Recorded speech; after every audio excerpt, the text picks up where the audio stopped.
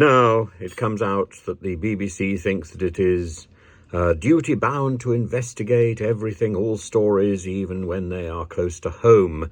Of course, that wasn't the case just over 7 weeks ago, when the family of the young person presented themselves at a BBC studio and asked for help.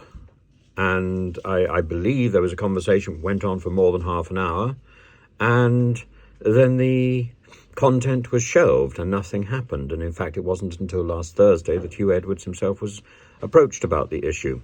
There's a talk of a telephone call and an email, but we all know those telephone calls which ring once or don't even ring. The way various companies have got systems for leaving messages on the phone without actually calling the phone itself. The voiceless message. Anyway, the Victoria Derbyshire has apparently been investigating Hugh Edwards and abusive messages that he has sent to members of staff in the BBC. It's extraordinary that she hasn't just simply taken this matter to HR, but there we are.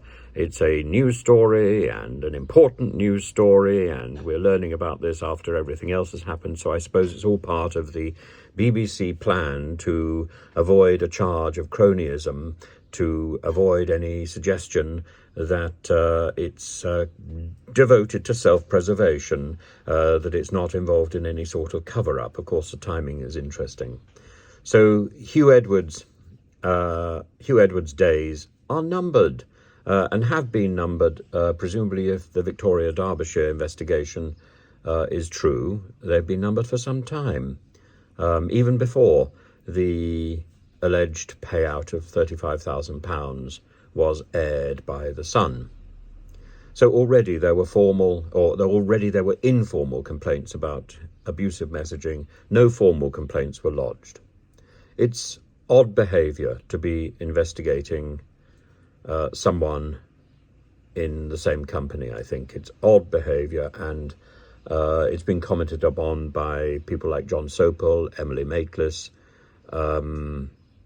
who have said that the investigation by Victoria Derbyshire, I think, is distasteful. And all this has come out in the pages of various newspapers today. Stuart McLean says that he has a duty to investigate. Or is it a duty to throw Hugh Edwards under the bus now that he's been damaged? Well, it's over, it's over.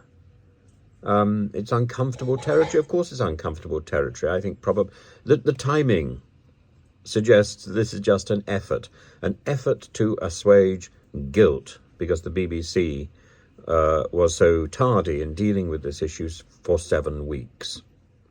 And this is not going to help at all to stop the calls for privatisation.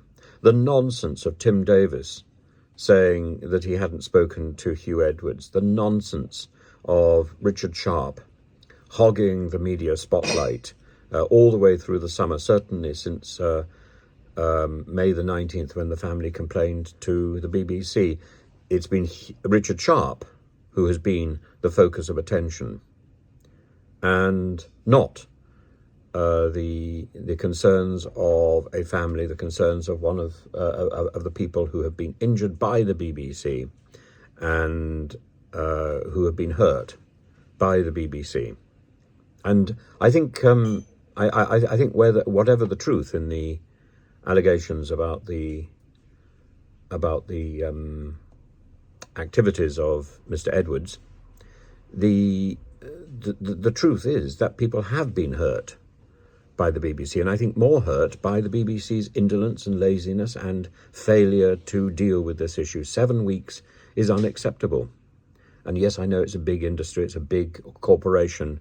Well, big corporations need to find ways to harness their systems to make sure that they can deal with things fast. 7 weeks.